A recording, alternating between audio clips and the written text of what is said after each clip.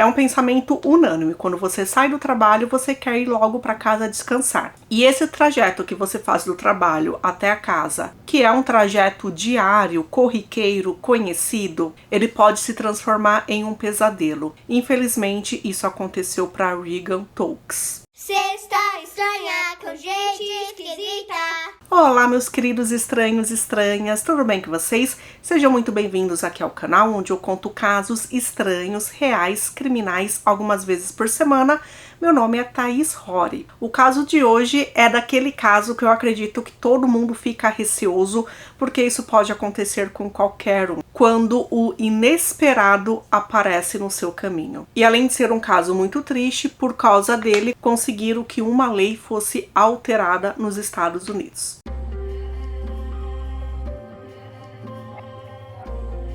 Regan Tokes nasceu dia 13 de março de 1995 nos Estados Unidos. Apesar de não ter nascido em Ohio, a família dela foi toda para Ohio e ela cresceu lá e ela se apaixonou por aquele local. Regan era filha de Toby e Lisa, e além dela também tinham uma outra filha que era a irmã caçula chamada Mackenzie. Lisa disse que Regan tinha animação, energia desde pequena, e conforme ela foi crescendo ela se tornou uma adulta enérgica. Na época da escola ela participava de vários times como tênis e lacrosse, e quando ela era criança o pai dela costumava levá-la para jogos na Universidade de Ohio. Ela se apaixonou naquele momento pela universidade, pelos alunos, pelo esporte de lá, e desde aquele momento, criancinha, ela colocou na cabeça que a única universidade que ela iria se candidatar,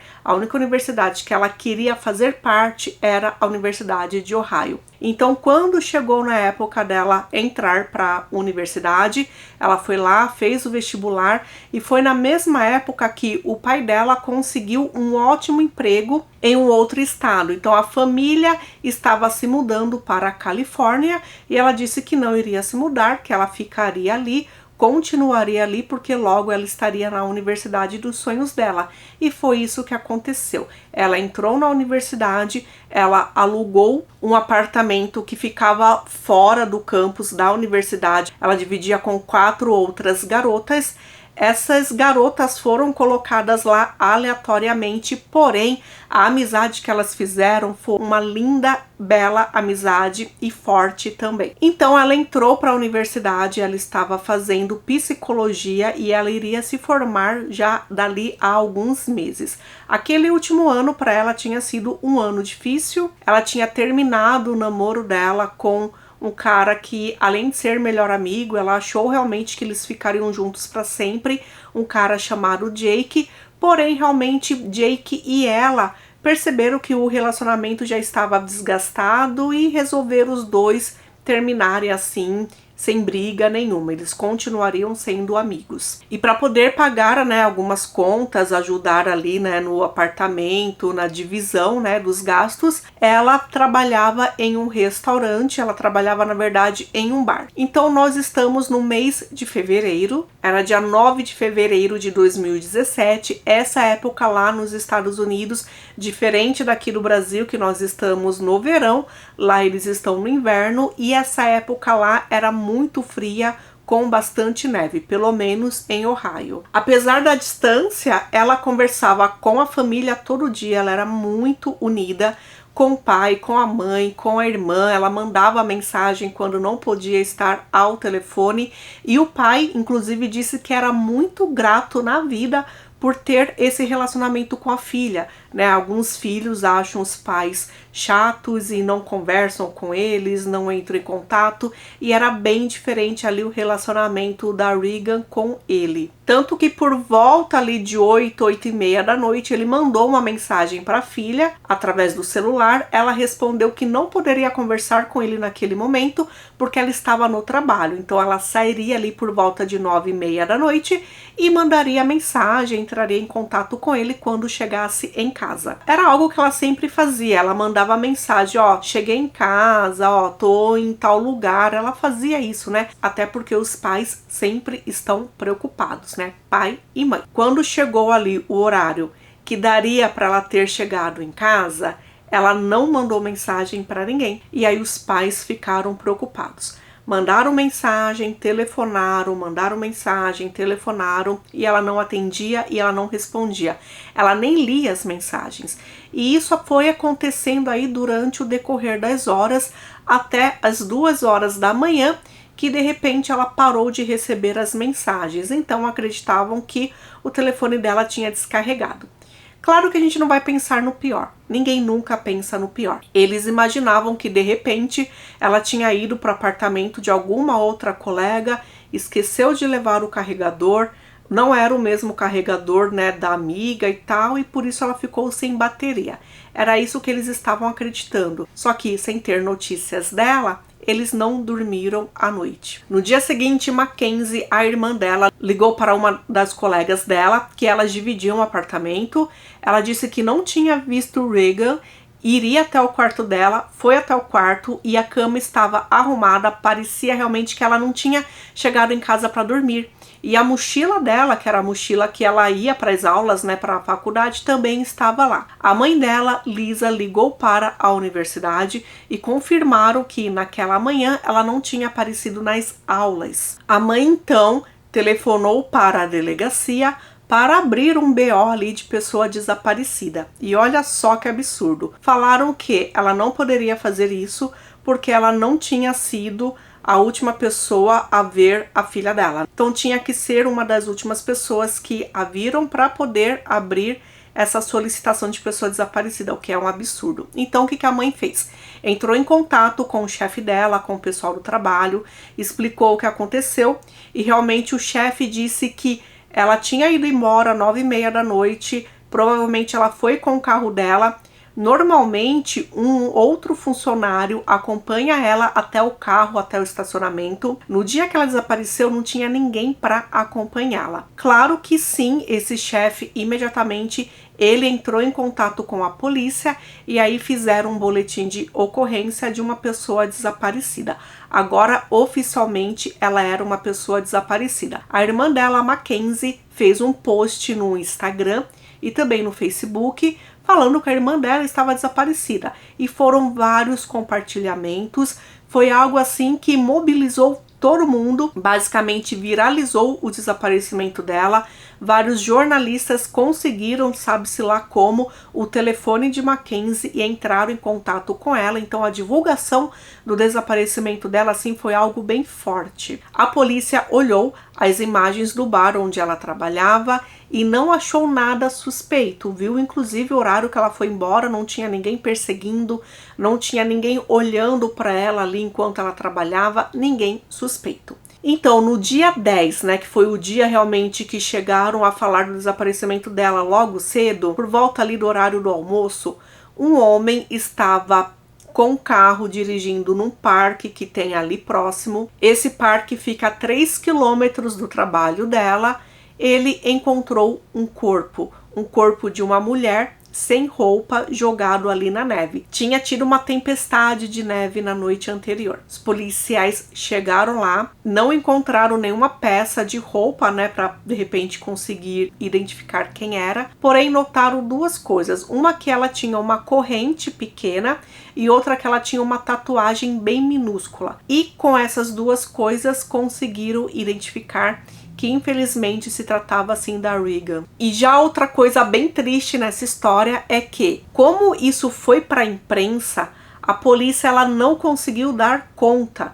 Então, antes de telefonar para os pais dela para avisarem que realmente o corpo encontrado era dela, já tinham divulgado na internet que o corpo era dela. Então, Mackenzie descobriu pela internet que a irmã estava sem vida. E além das roupas dela desaparecidas, o carro também estava desaparecido. Então, agora a polícia, né, estava procurando ali o carro dela. O primeiro suspeito era o ex-namorado.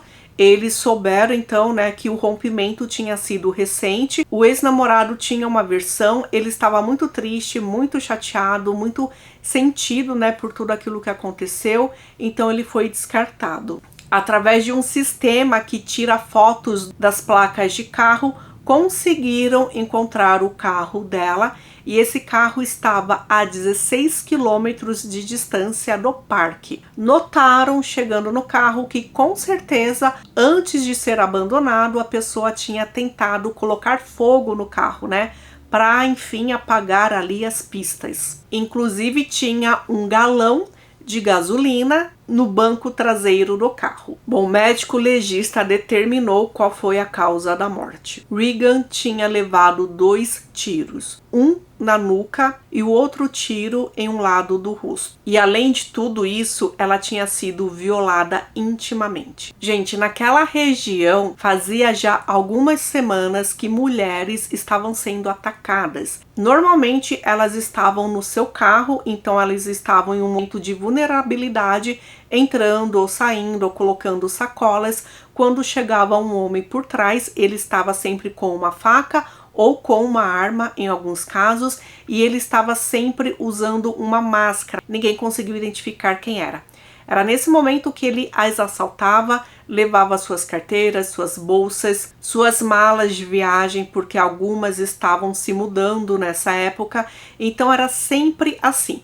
E naquele dia, exatamente naquele dia do desaparecimento de Regan, uma mulher também estava tirando sacolas do seu carro quando ela foi abordada por um homem.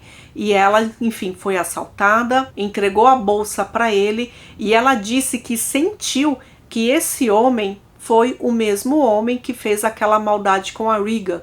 E ela imediatamente pensou que, caramba, né, poderia ter sido eu. No carro dela tinham marcas de bituca de cigarro, como se a pessoa tivesse encostado no estofado para tentar colocar fogo, e foi encontrada uma bituca lá esquecida. E foi exatamente essa bituca que foi levada para análise e eles iam tentar verificar se o DNA que estava ali naquela bituca poderia identificar quem tinha feito aquilo com Regan. Dentro do carro também tinha lata de gasolina.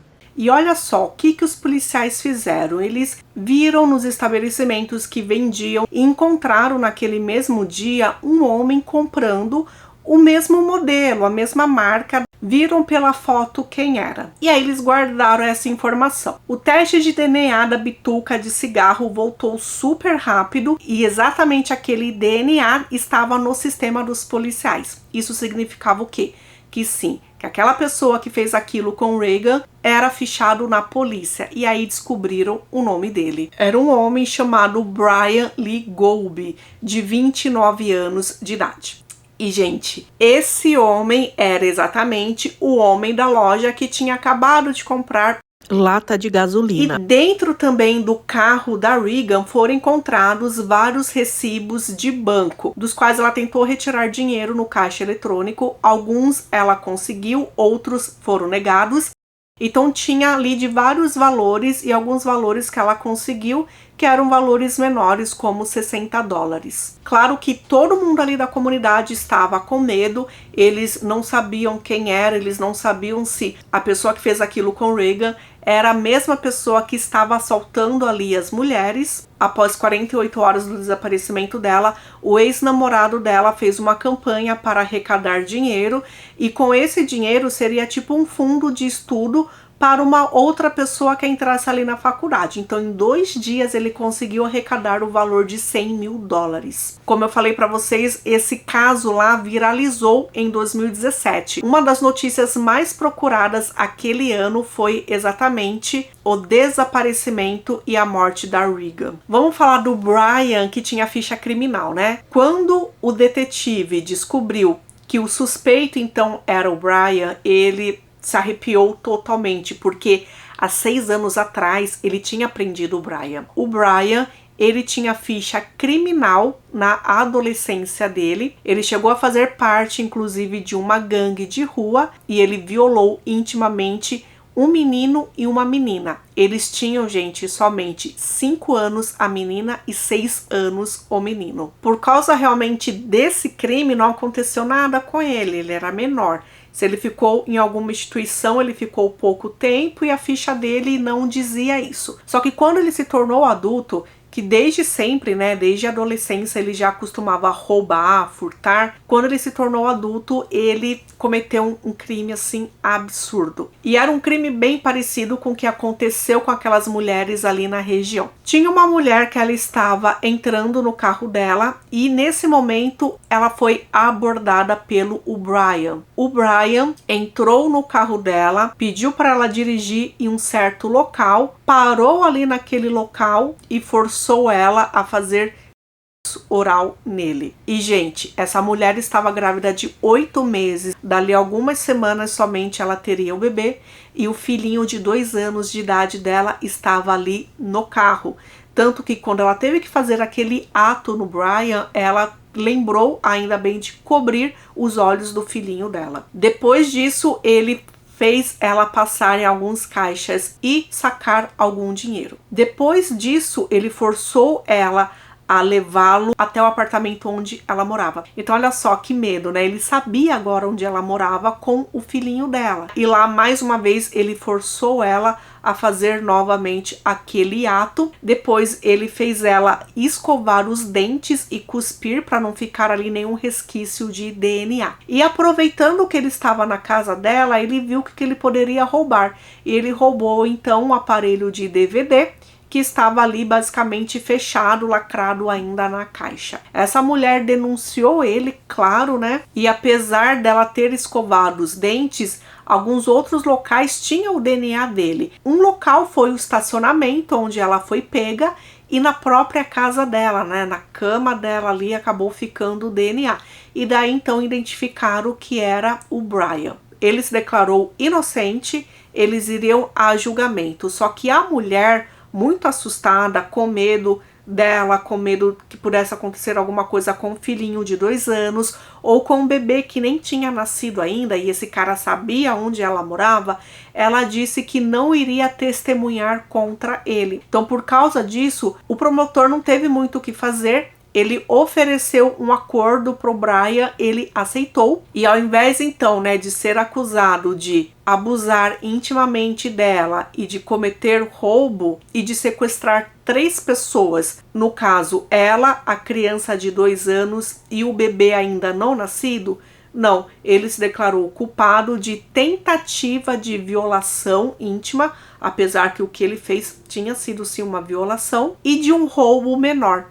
Então, por causa disso, o máximo que ele conseguiu foi a pena de 6 anos de prisão. Levando em consideração que esse tempo começou a contar já no momento que ele foi preso, ele foi liberado 6 meses antes de cumprir a pena inteira. E exatamente ele foi liberado 3 meses antes da morte da Regan. Enquanto ele esteve preso, ele violou ali algumas coisas da prisão, como bater em outras pessoas, fazer confusão e outras coisitas mais. Ele violou a lei 52 vezes. Por causa disso, ele mudou de prisão 5 vezes. Alguns estados lá dos Estados Unidos, quando você comete uma violação preso, isso significa que o seu tempo de prisão irá aumentar. Por quê? Porque você tem que pagar, né, pelas coisas que você fez mesmo estando preso. Em Ohio não era assim.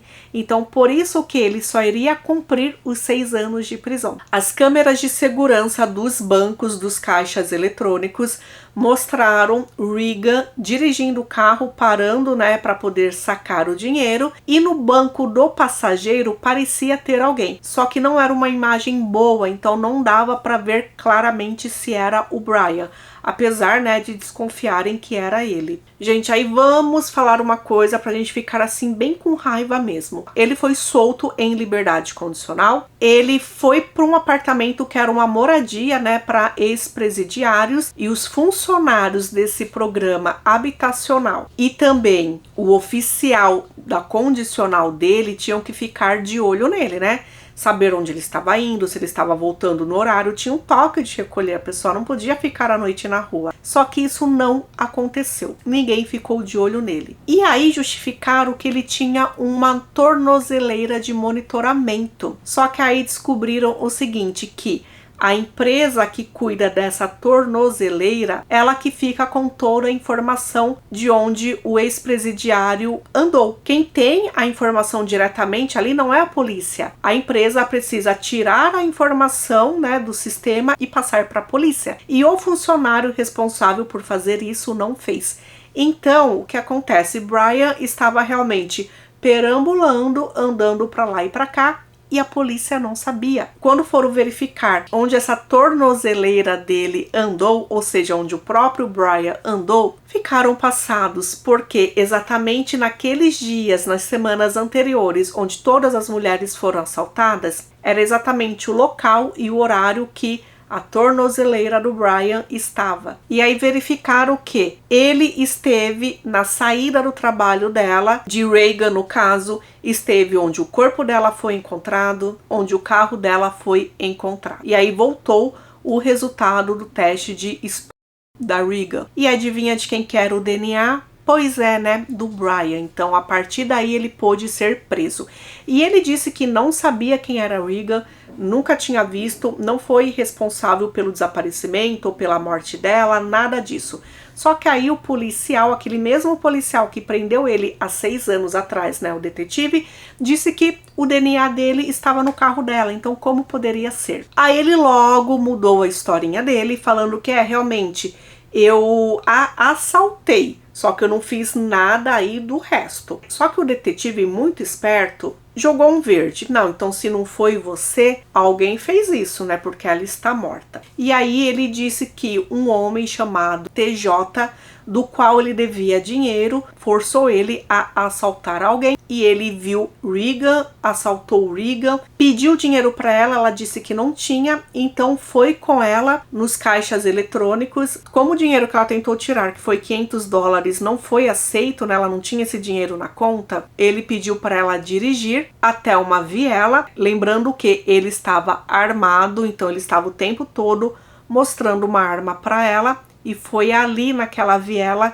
que ele abusou dela intimamente. Só que segundo a história dele, tinha o TJ, né? E foi o TJ que forçou ele a violá-la. Depois eles voltaram lá pro caixa eletrônico e ela conseguiu sacar $60. Depois disso, TJ foi com eles até o parque, que foi onde ela foi encontrada. Fez ela tirar as roupas e tava super gelado, né? Ela morreria mesmo se ela não tivesse levado nenhum tiro. Enquanto isso, ele disse que Reagan pedia por favor para continuar viva, pediu para ela ir andando e deu 2 tiros nela. Então a forma que ele falava era tão cheio de detalhes que o detetive pensou, não tem TJ, não foi TJ, ele mesmo fez essas coisas. Depois daquilo, ele disse que pegou o carro dela, acabou deixando naquele estacionamento, foi para casa da namorada dele, pois é, né, ele tem uma namorada, tem inclusive filho, e levou a namorada para o McDonald's ali por volta de 1h da manhã. Acreditam que ele tenha feito isso para que ele tivesse então um álibi. Ele não soube falar o nome do TJ, somente que era alguém que ele devia dinheiro. Os policiais não acreditaram, Brian foi preso e acusado de tirar a vida de Reagan e também de ter abusado dela. Ele disse que TJ jogou a arma no esgoto, porém ele acabou sinalizando e os policiais encontraram onde estavam as roupas dela e o celular dela. O detetive disse que o momento inteiro da entrevista, olhar para Brian, era odioso, porque era pura maldade naquele olhar. E apesar de se declarar inocente, enquanto foi preso, ele telefonou para 2 pessoas, um amigo e a namorada, e ele confessou para ambos que ele tinha feito isso com Reagan. Então aquilo seria uma prova. Dia 15 de fevereiro de 2017 aconteceu o funeral da Reagan. A cerimônia também aconteceu na igreja que ela frequentava. A família era bem religiosa, então todos eles sempre frequentavam a igreja, e Reagan sempre fazia trabalhos sociais e trabalhos voluntários, tudo através da igreja. 3 meses depois da morte dela, houve o dia da formatura e a família foi simbolicamente e receberam o diploma, que seria então o diploma da Regan. A mãe, muito emocionada, disse que todos eles estavam muito orgulhosos da conquista da filha, que o que ela mais queria era estudar naquela faculdade, ter um diploma daquela faculdade, e ela tinha conseguido, né? O diploma estava ali. Em março de 2018 começou o julgamento do Brian.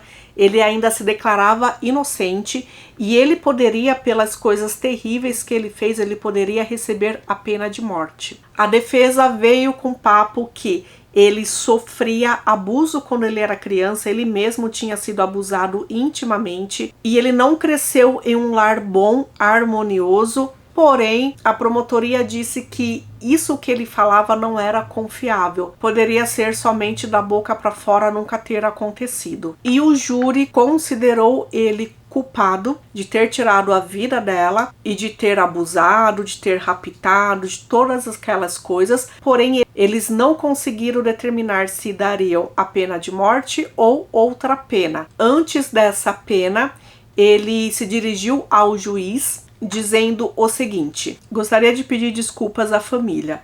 Quando eu fui preso pela primeira vez, eu menti. Eu disse que foi TJ quem fez isso, só que TJ não é real, nunca foi real. Eu inventei, porque eu estava tentando escapar do crime que eu cometi. Porém, o que eu peço é que tenham piedade de mim. Então, no final, ele acabou recebendo 3 penas de prisão perpétua sem direito a condicional. Gente, vocês têm noção como isso foi falho? A polícia não recebia a informação da tornozeleira. Então, para que serve a tornozeleira, né? A família da Regan acabou processando a empresa responsável pela tornozeleira. Eles fizeram um acordo e eles conseguiram receber um valor. Eles também abriram uma fundação onde eles conseguem custear 2 alunos por ano naquela universidade que Regan estudou. E o ex-namorado Jake, ele não esteve tão presente, ele não falou muita coisa depois do que aconteceu.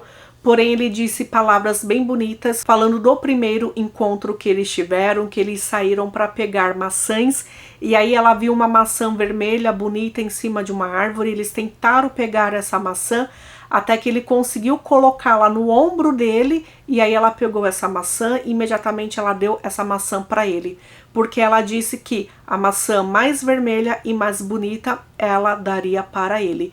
E que na verdade Regan sempre foi assim, ela sempre esteve mais preocupada com o bem-estar das outras pessoas, com que as outras pessoas recebessem as coisas mais bonitas e mais gostosas do que ela mesma. Essa sempre foi a Regan, e ele sentia muito em ter perdido a melhor amiga dele. Ali no parque onde ela perdeu a vida, fizeram um ambiente para lembrarem dela, que se chama o Jardim da Tranquilidade, e a mãe disse que é muito importante ter esse nome e ir em um local bonito como aquele e não pensar nos últimos momentos de vida dela, que foram super tristes e angustiantes. Porém, olhar para aquela beleza que era o parque e lembrar da Regan somente através das coisas boas. Os promotores mais de uma vez tentaram mudar a pena do Brian, realmente que ele recebesse a pena de morte, só que não conseguiram, então eles tiveram que aceitar que pelo menos é prisão perpétua sem direito a condicional, ele vai morrer ali atrás das grades. E uma lei que a família e os promotores conseguiram, né, principalmente a família conseguiu mudar lá em Ohio, é exatamente isso, que se você está preso e você comete crimes enquanto você está preso, a sua pena vai aumentar. Porque ele cometeu 52 crimes enquanto estava na prisão. Então não era para ele nem ter sido liberado 6 meses antes. E a pena de 6 anos que ele recebeu por ter feito aquilo com a mulher grávida iria aumentar até sabe-se lá quanto, né? Então é isso, e se realmente isso tivesse acontecido, ele não teria sido liberado naquela época e Regan ainda estaria viva e aquelas outras 6 mulheres não teriam sido assaltadas por ele. Então é isso, essa é a história de hoje, é uma história bem triste, mais uma vez uma história que acontece na universidade com uma estudante. São vários casos que eu trouxe aqui no canal, tenho até uma playlist, tá, de crimes na universidade. E normalmente, gente, em alguns casos, realmente, as estudantes estão ali fazendo o último semestre. Então, dali a pouco, elas vão se formar para viver a vida delas, né? Infelizmente, essas coisas acontecem antes. Então é isso, gente. Esse é o caso de hoje. Serviu, né, para mudar a lei naquele estado. E são coisas assim que realmente a gente só para pensar quando acontecem. Ficar de olho aí no monitoramento se a informação está indo para quem deve ir, que é a polícia. E também, né, se a pessoa, mesmo presa, comete crimes ainda lá dentro da prisão, ela tem que pagar por isso, né, gente? Senão fica muito fácil. Brian está cumprindo a prisão dele em uma prisão de segurança máxima, né? Essas prisões são aquelas que os presos menos têm regalia. Ainda bem. A gente se vê então no próximo caso, tá? Se inscreva aqui no canal caso você não é inscrito e você conheceu ele há pouco tempo e você quiser fazer parte aí da turma dos estranhos, tá bom? Beijinhos.